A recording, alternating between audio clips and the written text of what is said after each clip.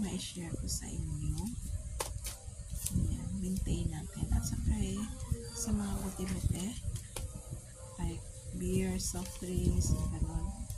Talagang, ang ano niyan is talagang tutukan mo talaga kapag maubusan ka. Pag yung stock mo is 100 case, kung 50 wala nang laman, talagang magpabuking ka na kung nagbubukas sa ahente.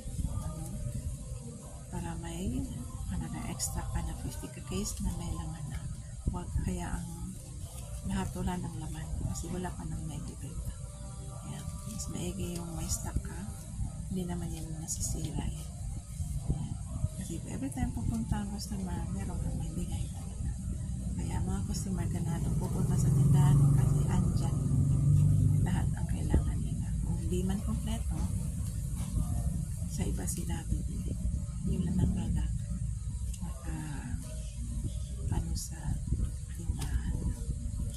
So, yun lang yung share ko sa inyo guys. At saka pala, huwag kalimutan